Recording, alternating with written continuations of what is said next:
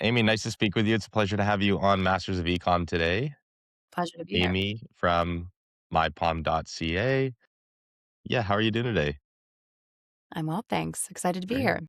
Great. Yeah, excited to have you on. Really excited to jump into your business, learn a little bit more about the history, how long you've been at it, the trajectory, and yeah, just looking forward to hearing some stories about the growth of the business and how you've been able to get it to where you're at today in 2026. Cool. Where Yeah, should I so if you start? don't mind sharing, like, what was how did this all start? What was the beginning of Palm?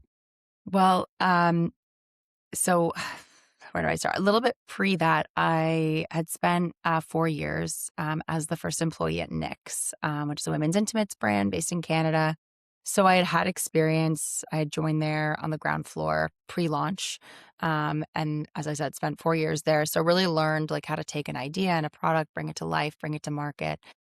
So I learned a lot through that experience and kind of had this confidence, it's naive confidence that maybe I could do it myself at some point. So the idea came for me when I actually had my daughter in 2019. So I became a parent for the first time. And through that experience, just started to use hand sanitizer a lot throughout my day. Hand hygiene just became like way more top of mind. And I began to notice just how limited the options were on the market for hand sanitizer. This was pre pandemic. So the category was really just your basic utilitarian drugstore brands. So I imagine this more sustainable, elegant, good for us, enjoyable product to use that actually had skin benefits.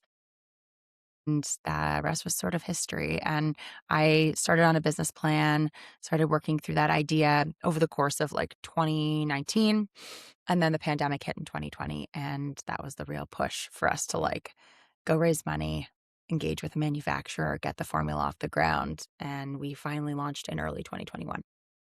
Amazing, amazing. What was originally kind of what would you say was the most unique qualities about your hand sanitizer with that first SKU that you launched? What were you really looking to create, and how were you looking to kind of disrupt that hand sanitizer industry? Yeah, I think we were looking at it a few different ways. Number one, formula. So, what I noticed about what was on the market at the time was generally the formulas didn't smell very good. So, if we wanted to use a really elevated scent, inspired by like the Aesops and the Lalabos, more sophisticated, luxurious sensory experience while using the product. Number two, we wanted to create a formula that actually had skincare benefits, whereas typically with just sort of aloe alcohol formulas, it tends to strip your skin of all the good stuff as well as the bad stuff. So we wanted to create a nourishing formula. So we use this emollient in our formula that is a plant-based, like sustainably produced emollient that it almost makes the texture like a serum, and it works really well with the alcohol to counteract like the drying effects of the alcohol. So we were able to find a really unique emollient that would be in our formula and not be in any other formula, essentially. Um, Third, we were looking at packaging. First of all, like just the look of it, the design of the packaging. We wanted to make it really appealing and beautiful. But then also was thinking about sustainability. So many of the products that I'd purchased on the market weren't refillable. So you get these like little plastic bottles and you weren't able to use them again once they were emptied. So I liked the idea of refilling them too. So there's kind of multi-approach to making a really unique product and a unique experience when cleaning your hands. And I think during the pandemic, we were all sort of starved for that moment of Mhm. self-care while cleaning our hands. It was rare. Usually you kind of dread the sanitizer application, but in our case, we really wanted to create an experience, like a sensory and a skincare, self-care moment. That's amazing. Yeah, that's bringing me back to flashbacks of, like, the 4-liter jug of hand sanitizer, the big industrial one that would be everywhere, and you're like, I Yeah, and it so had bad. that, like, slimy texture. Oh, It yeah, didn't so even, like, bad. air dry, and they'd have, like, No. not even, like, the industrial brown paper towel beside it. It was Yeah. just yeah, it wasn't very nice, and yeah, there's definitely like, what a wave to catch too. I mean, obviously, no one could predict a pandemic or the need for No. that, but to do that pre-pandemic is very, very serendipitous. I mean, that's really interesting that that kind of all spurred on right before that, so that must have been a really nice bump into your market, And I just noticed you mentioned a couple times "we" as well. Did you have a partner in this in the early days starting this out? Were you working with someone? Actually, no, I did I mean, I had amazing people around me that I brought in Mhm. pretty quickly, all sort of freelancers, no one permanent until really until 2022, I don't think I brought in anyone permanent.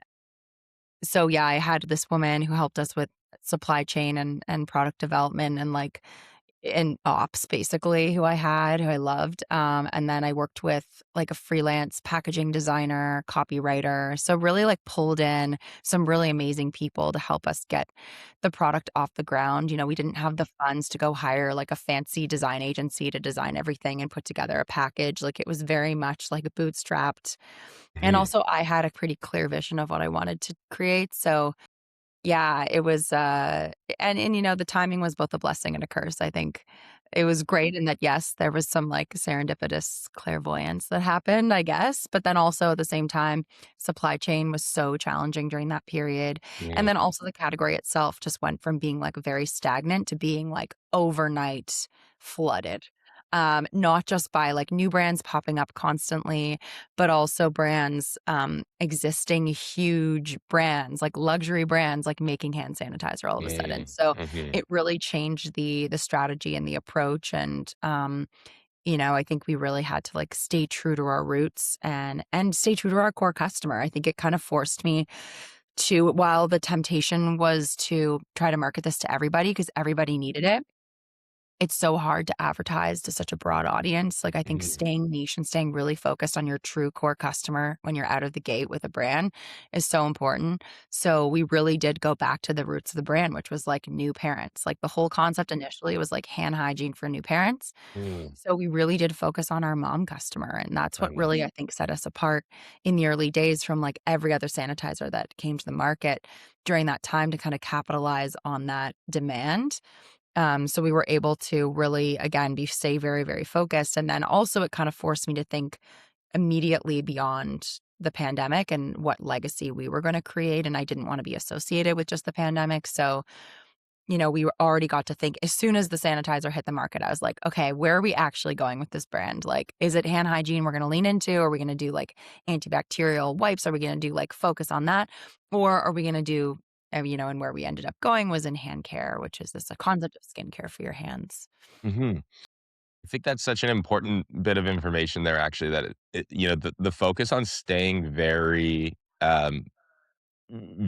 confined in a space is a superpower for a brand, right? And not I don't think confined in a space is the right word, but staying very vertical with your products, your customers, who your key customers are, your key messaging, and really building that out. I think it's really easy for a business, even if you're just operating with one SKU, there's so many different variables that you can start to get shiny object syndrome. You can start to go wide instead of staying really scoped in. And that can come from too many SKUs too fast, right? Oh, we need, this and this and this as part of a skincare collection. And then whereas really, you want to a real great way to get off the ground and find your target audience and then scale quick is a singular SKU or something really kind of important, and then a singular message to a key avatar. And in Mhm. the world of marketing online, you can take that very far. Yes, And I think, Meta certainly forced us to do that as well. Like, yeah, yeah, Meta, like, reinforced that for us. But yeah, continue, sorry. yeah, no, it's great, and it's just it's really easy, even if you had the one product to kinda sway into like, "Okay, who else could be using this? Who else could we be talking to?" But I think that is the superpower of a brand, especially starting out early, is you're really the go-to for that one key audience, and that's how you actually beat a lot of the other brands that are much bigger than you, and more familiar, is it's like, "Oh, they're talking to me, specifically me. This must be my product." And Yes. then slowly expand that range out, with, again, products and messaging, whatever, but really capitalize on that first, um, Mhm. And the staying product vertical. solution thing, the problem solution I know for us too, like on the message. So on the audience side, absolutely. Like, yes, true to your niche, true to your core customer. But then beyond that, like, what are their needs that are really unique to them? And I think, again, there was this temptation of like, well, every single human on the planet needs this product. So we could go super broad, but it just would have been so expensive, so costly. And ultimately, I think a failure. I really do believe that Yeah. because there was too much competition. People had their, in sanitizer specifically, like they'd gotten in there first. We were just getting started, and on the messaging side, we just really decided to go after like the raison d'etre, like why did I start this? And it was really Yeah. about like, hi, you're a new mom, like you're obsessed with hand care, you want to keep your baby safe, and you don't want to like break your skin apart by using sanitizer. Here's what you need. Here's your starter kit. We have a nice Yeah, I love bundle. it. I think another interesting thing we learned too, which I talked to a lot of brand founders, especially in beauty, who are launching single product brands, which you were mentioning before. The one thing I'll caution against um, honing in too much on a single product is like you need to make sure your AOV is high enough to support the marketing costs. Like the cost of traffic has just grown and grown and grown. Like I swear every year it gets more expensive. And when someone comes to me and is like, I have this great product X and it's $30. And it's like, you Mhm. know what? Mhm. You cannot market that. So I think another like superpower was that we didn't just come out with one bottle of sanitizer. It was like you get a refill bag, you get a pump, you get your travel bottle, you get a little accessory, and like combined together, it's your starter kit and it's $100. And that I think just made such a difference for us out of the gate, because we had the AOV to support like what would be extremely expensive marketing costs, especially when you're starting out. I mean, those hopefully will get more efficient over the years, like generally, but Mhm. that was a big unlock for us too, and I often Mhm. tell people that. It's like people forget about average order value, um, and it really just with the cost these days, it needs to be ideally 100 or more. Yeah. Yeah, you can survive any expensive marketing costs if you can just boost your AOV. It's really the foundation of everything, and if you're ever caught in a spot where you're riding that line of, what is, let's just call it profit or the type of profit that means growth, because there is a Mhm. difference, right? Yeah. Especially in marketing and owning your own inventory and being bootstrapped as a business and continuing to be, and I think a lot of brand founders, starting out, they have that vision that they really wanna grow this as a bootstrap business, right? And that, taking on any type of investment or any type of loans is definitely something that can happen at a certain level of the business, but is definitely a risky venture early. And I think you always do wanna set up your foundation for an online business to be able to grow itself through the Mhm. profitable returns. And that does happen with a baseline. And for yourself, like something that's a CPG based business, a consumable packaged goods business, something that people are going to continue using. I mean, the LTV of your customer is very important, but that Mhm. initial, where we want to win really is we want that initial purchase to be able to grow itself in online marketing. And then we want those people coming back where we can actually start to, over 3 months, 6 months, 12 months, really look at the LTV of a customer and go, hey, we could actually start to lower our ROAS targets for growth because we're Yeah. starting to feel really confident that people are coming back for this, that our customers are worth more to us now. We've created that system. We have that retention marketing on the back end. And one of the biggest unlocks is being able to say, hey, we can go from a 3 down to a 2.5, and I'm happy with that. And a lot of 100%. brands get to a certain level where they're actually okay burning at top, right? Yeah. They're We okay with do the a one. lot of those analyses actually, and I think a good example as well is, whether you're so in our case, we're like an omni-channel business. So we Mhm. sell on Amazon, we have big retail, we have a lot of e-commerce retailers. Um, so the way we look at our marketing spend is a bit different than say like an exclusively .com or e-commerce brand. So we can afford to be a little more relaxed on our ROAS. And there's certain targets that we know, like we know we have to hit like an MER of, I'm just going to throw this out there, but like 1.7, let's call it, to break even on first order. We know we need to hit that. Um, if we're breaking even on first order, we're in good shape because we know those customers are coming back. But even if they're not coming back on our website, we see the halo effect of that spend everywhere else. And we know that if we drop that spend, because say we're not hitting a 2.5 or a 3, then we see the decline across all channels. So, we're now finally, a profitable business.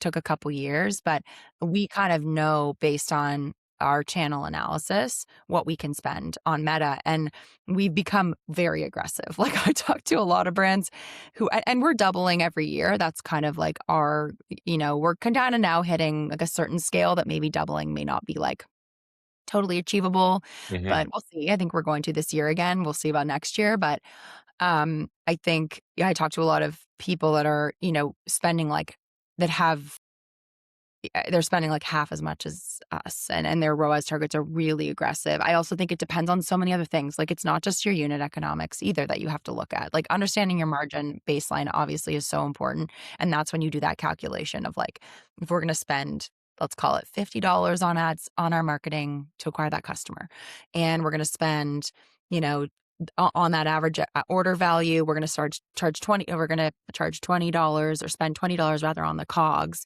What does that profit, like, profile look like? Mhm. So important that you're, like, really focused on that, because then you can actually see, like, "Oh, wait, everyone always talks about, like, oh, you gotta hit a 2.5 or a 3," and they throw numbers out there, and it's like, out of context, that doesn't mean anything to you. One brand might need to get a 5x because they have 100 employees and their overhead is, huge, and they need to be super efficient on the marketing side, and maybe their margins aren't as good. Healthy margins and you have that LTV or you have other channels that you see are being impacted, you can be a lot more aggressive. And I think like that's something I've really learned over the past few years, that like every business is so different. Mhm. When you hear people spit out metrics like, Mhm. oh, yeah, like you should be really getting a 2.5, it's like, no, that's Yeah. actually not true. You could be Mhm. getting a 1.5 and be like Mhm. a heavily aggressively scaling business. And also the other thing too, not to get too deep on this, I love to No, it's nerd out, great. but like, Yeah.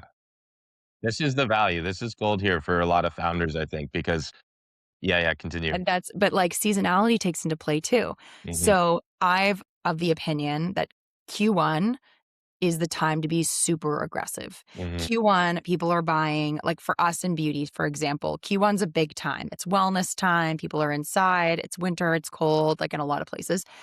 People are really, they're buying a lot more than say they're buying in July, right? So I know that the number, if I can be super aggressive with my spend and acquire as many customers as I can that first quarter of the year, I can afford to kind of like plateau a little bit Q2 and Q3 and know that we can get those people back in Q4. So Mhm. like your Q1 growth is going to feed the rest of your year. Mhm. So, whereas maybe in July I'm a little more conservative and I'm like, hey, let's scale back spend. We got to hit like a kind of a more of a comfortable ROAS because like for whatever reason, people aren't buying as much. We don't want to hemorrhage money. Um, in January, I'm like, let's spend a lot because we know, we're going to capture those emails. We're going to, bring those customers into the funnel. We do a spring sale. We do every year. We do like 2 sales a year. We do like Black Friday and spring. So we know also like just gathering as many emails and data we can on people basically in the first quarter of the year is really critical for us to hit our goals during our sales. So I think like seasonality comes into play, what your margin profile is, and like what kind of business you have. Like if you're a Mhm. pure e-commerce business, yeah, you might have to be a little more aggressive on those Mhm. numbers. Sense like Mhm. your ROAS should be higher for you to be actually profitable.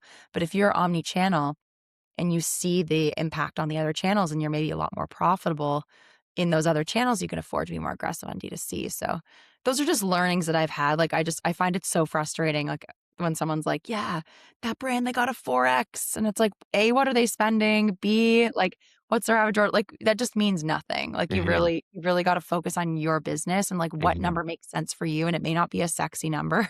And it Mhm. may not be a number you want to like tell the world, but if it's growing your business profitably, like, that's all that matters. Yeah, and again, there's value in omni-channel setups, right? Like there's a like and what I mean by that is there's like a healthy valuation to omni-channel setups Yeah. as well. Again, like the single channel hyperscale forex, like you actually think about it, it's like it's kind of that situation where okay, so what happens if that like what is propping that up? Like what is driving that forex? Is it maybe like certain things on viral marketing? Like how sustainable is something like that, Yeah. right?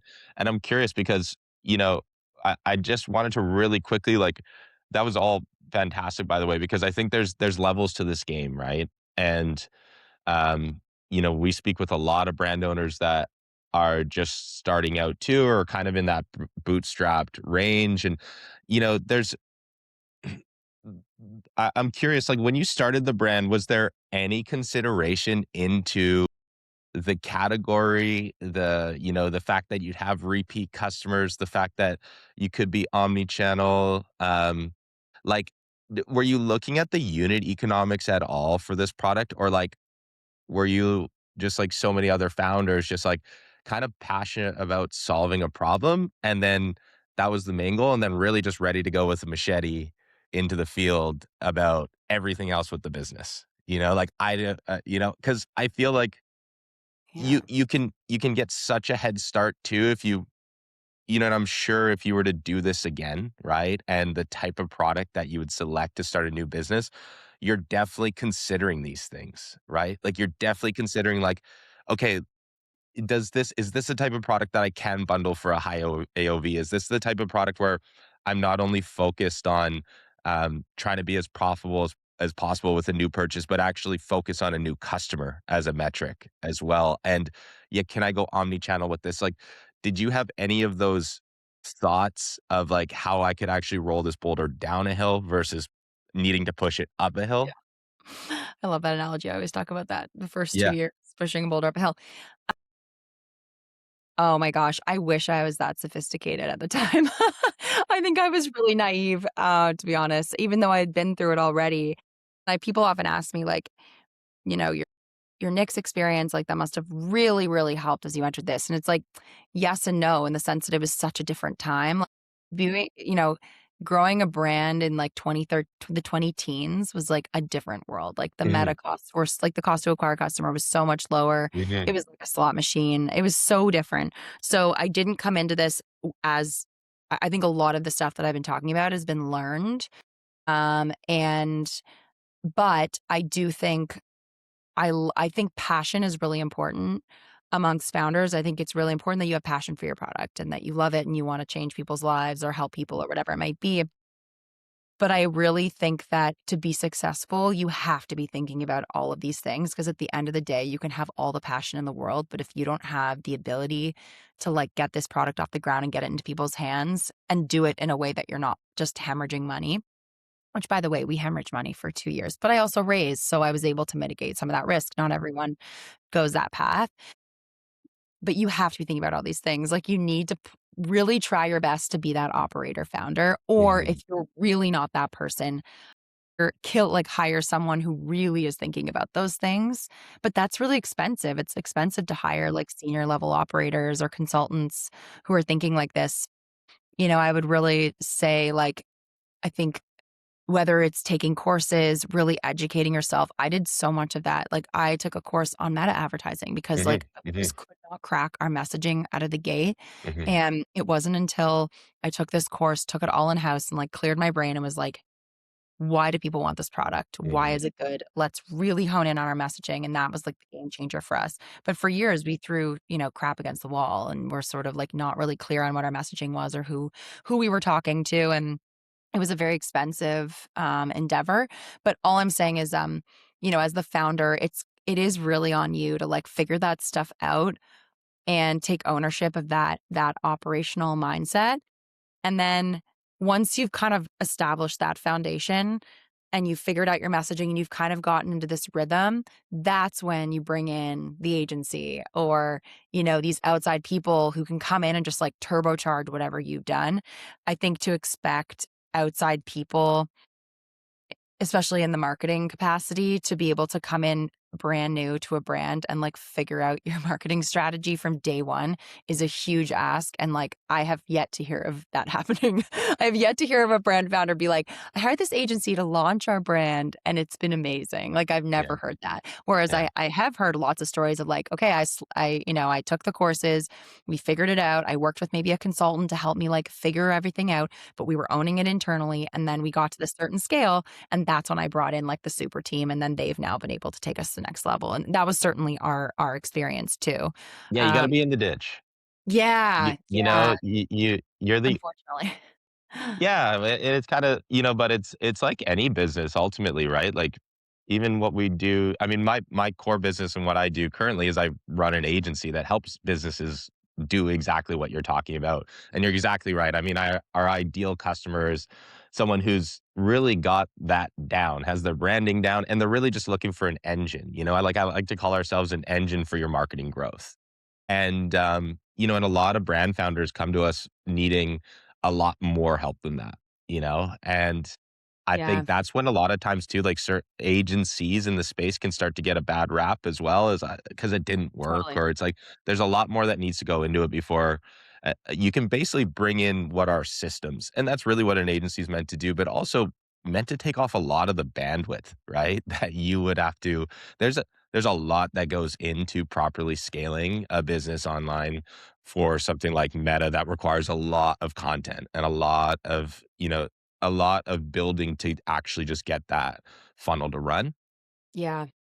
But no, that's absolutely right, and it's kind of like, you wanna be the orchestrator of the symphony, and you've got the whole band ensemble in front of you. You shouldn't at any point expect to be better than the violinist or better than the piano player at all. Like, that's not your job, right? Your job is to hire the experts, but your job's absolutely to make sure that everybody's actually moving at the same time doing their job so that you get the symphony, right? Um, at the end of it, but it's nobody's expecting you to be better than any of those players, but you definitely need to know enough, and it's so valuable to, like, establish that. And, I could assume in the early days, like, I'm assuming you kind of started with I didn't really ask this, and it was something I wanted to ask, but I'm assuming you started with the D2C first with the business? It's Is that interesting. how it worked? We didn't actually. I mean, we did a combo, which I also do generally recommend. I would say if you're starting out to have a bit of a blend. So we didn't launch Amazon till a few years later. So that was something that came later, but .com and wholesale. So we worked with Indigo way back when we first launched, and that was kind of our first big partner. In addition to a few other indies, and like we just tried to like have wholesale to, like, support our e-commerce engine. Um, it also is great because it's, like, predictable income, you're not spending as much to acquire them if you can just, Mhm. like, cold call or go to a trade show here and there, get on some good accounts. You can kind of that can run itself a little bit for a while you figure out D2C, and then but wholesale still is not gonna really start to scale until you've scaled your D2C. Like, it all is so connected is what we're finding, at least in our case, is, like, you can get the retailer, but if you're really gonna, like, grow and scale with them, usually they need marketing support that's in the form of what you're typically already doing, which is, like, in our case, Meta spend. We obviously do additional marketing support for some of our retail partnerships, like our larger retailers, but that's only a recent thing. Typically, Meta has, like, driven our entire all of our channels. Um, but yeah, I think it can be a bit softer of a go in those early days if you have a little more omni-channel just to kinda spread yourself out. It's tough. It's really hard to crack Meta and to, like, out of the gate. It can take, like in our case, it took 2 years. Like, it can take a long time, and that's a lot of money spent. So to have a wholesale accounts that are at least giving you some income is for us, it was really important. Yeah, how many stores are you in now? Gosh, I wish I knew that number. I mean, hundreds and hundreds, I would say. Yeah, definitely a bunch of hundreds, and Across that's North been built America? Are through you North Canadian America, yeah, specific? we're US and Canada, primarily US, but I would say, like, we're in Nordstrom, we're in Ulta, not in store yet with Ulta, though. Well, we do have 1 SKU, but, like, we're hoping to expand to Ulta all doors or 700 doors in the next year or so, but that's a huge next leap, so we'll see, but, um and then we're in a lot of independents. We use Faire as, like it's a great Mhm. platform, for getting wholesalers. It's also just makes it so much easier. It allows the channel to be a lot more, like, less resource heavy. Um, yeah, it's and then Amazon, as I said too, which, I think brands can do it a couple ways. They can get on Amazon right away and, like, put a lot of effort into that. I think the risk there is that you can become like quote unquote like an Amazon brand, which like not everyone wants to be. They'd rather have it be a supportive channel to their e-com. That's Mhm. what it was for us. But Mhm. once we launched with Amazon, we had established scale already on .com. So it was just sort of became like a catchment for us of like the customers who would never buy on our website anyway, because there are those people out there who just want next day shipping and free and all that. So it was this great catchment and it's grown like exponentially for us. But that's something we added a little later. So it's all, timing and how you do it, but it really again, it's like with D2C and those metrics. It's like every business is so different. It's run so differently. There aren't a million ways to skin the cat. It's just what makes sense for Yeah. you. Yeah, message to founders is just know your metrics, right? Know Yeah. what and know your goals. Know what you're actually looking to do. Understand, yeah, what it means to actually grow the business. If you're gonna bootstrap that, if you're gonna look for funding, create that runway and learn, right? Learn as you go, teach yourself. But these are all very, very important things to understand, especially I feel like the performance marketing landscape can just be anything that's essentially gonna be a massive artery for your revenue, you should know Yes. very well. It does not mean you need to be doing it, but maybe a little bit at the beginning, right? Like, I mean, you wanna sit in that control room, at some point, but really needing to understand this, and I think a good takeaway too is not expecting someone else to kinda carry that for you and define your brand and develop your brand and determine, what actually means growth for our business, Mhm. and really own that. I think that's probably one of the biggest things that a brand founder, especially early, needs to understand is that you really need to own your growth, understand, and know that, hey, you've got a product you're passionate about.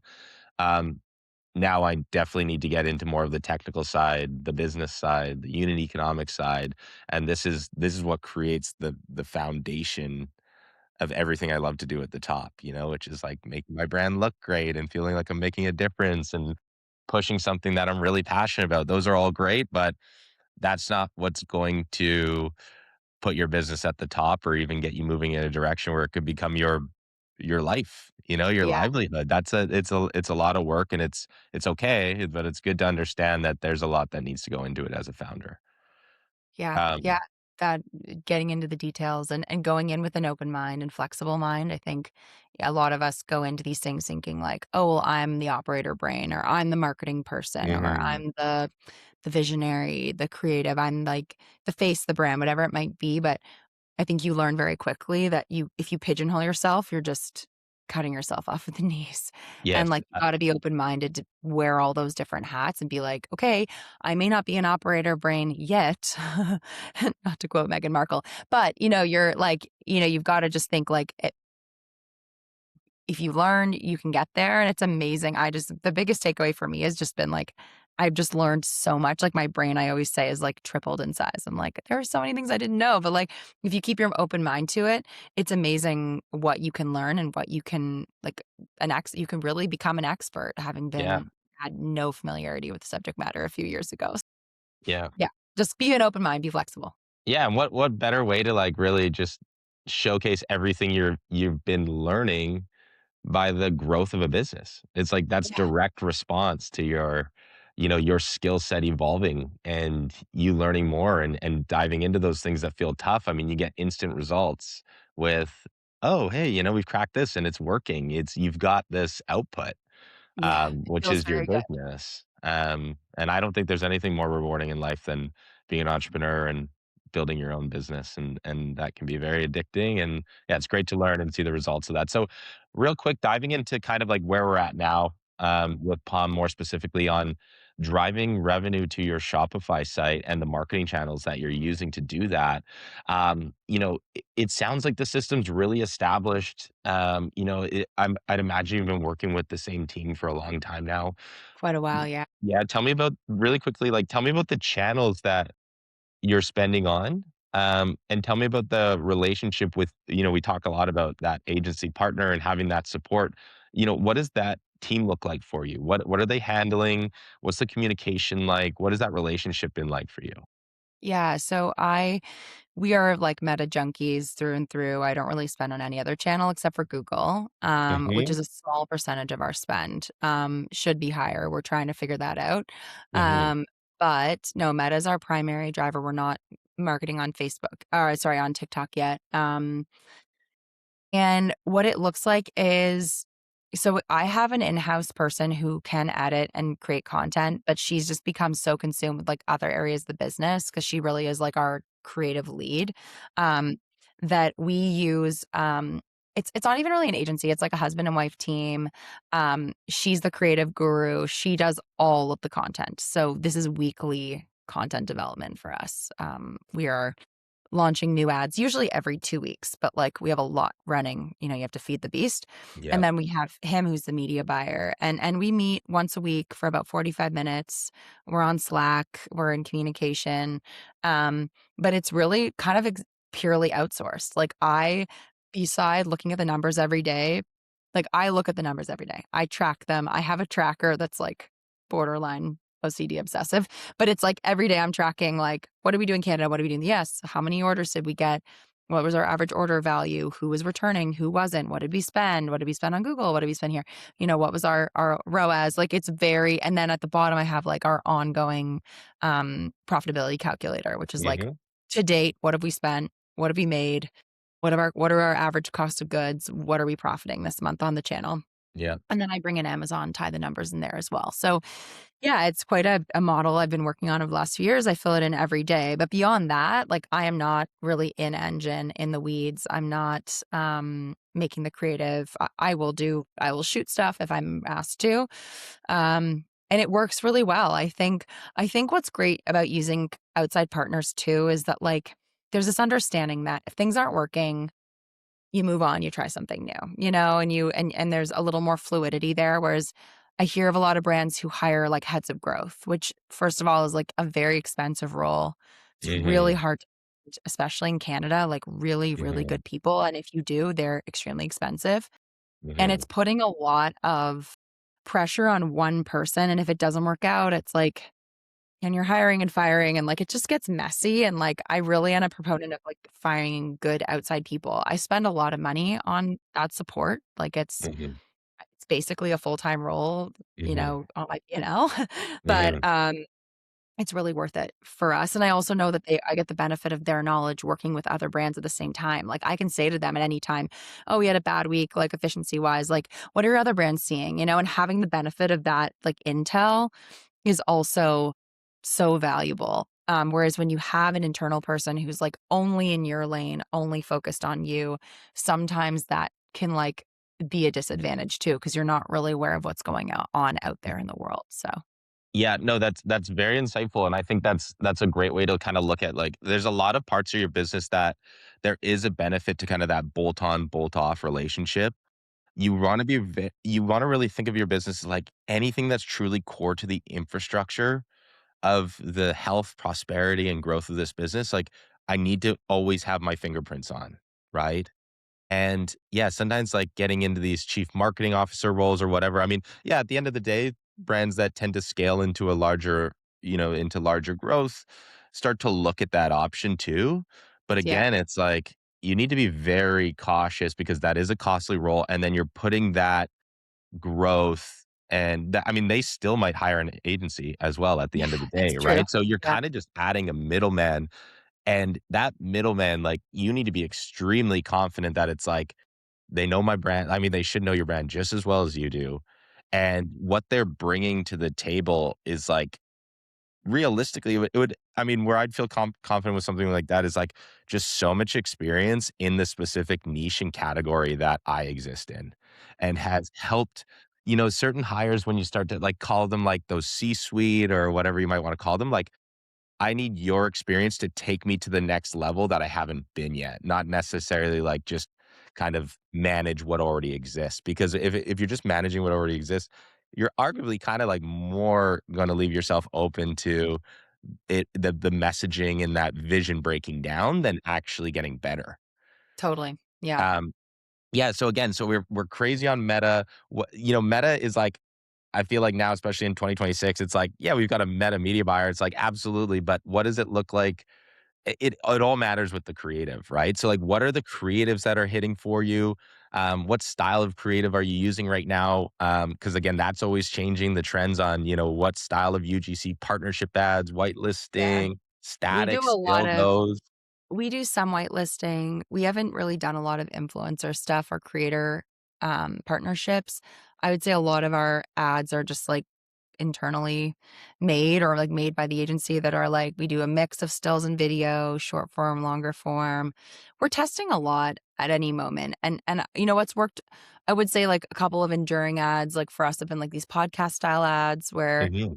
I'm being interviewed and talking about, like, the reason why I created it, or, like, it's an opportunity for you to talk about, like, particular sound bites about the business. So, like, the feedback from customers, or like a moment where we went viral, or where we, why did I create the brand? But like, I think like these sort of podcast style where there's storytelling, where you're able to like own the messaging and talk about the story in like an engaging format. It's really worked for us. But yeah, we do a big mix. Like there's no kind of one way I would say that's worked. And I think the platform's honestly changing so often that you can't keep up. Yeah, We absolutely. can't. No, that's exciting. And last thing for you is we're going, we're like you said, January, it's a big time of the year for you. You like to, really start off the year at a sprint, which I love. I love that energy. So what are you looking forward to in 2026? Anything big like new Yeah. doors, maybe new marketing channels? There's a lot kind of popping up right now that are Oh, I ChatGPT know. is running And ads, AI, yeah, AI right? What is about something the that, AI like, future? Maybe talk we'll about save taking that for another courses. day. Yeah, Yeah. yeah, I think if More talking about taking courses. Yeah. courses, I feel like I gotta jump Yeah. on that. Yeah, no, I'd say, like, there's lots of things in the pipeline. We have a couple of really exciting launches coming up. I think, like, the mass partnership in the US, with Ulta, like, how that evolves over the next year, is a really exciting prospect. And just growing at a sustainable but, like, high, fast-paced way, and I'm kind of excited about it all. Like, I'm feeling good about the business right now, trying to enjoy the good times because, there's always, like, a challenge around the corner, so a Mhm, lot of it's mhm. just, like, trying to take a breath and enjoy, but Yeah. also, like, being aggressive and kind of now seeing, like, the path over the next few years and trying to achieve those goals, so kind of a long-winded response, but yeah, lots of things. Amazing. Yeah, and I'm sure more learning in there too, maybe a few more So, yeah. programs or whatnot. Um, Mhm. fantastic. I mean, really appreciate the time. Love the business. Again, you can find My Palm across all of North American retail stores on their website.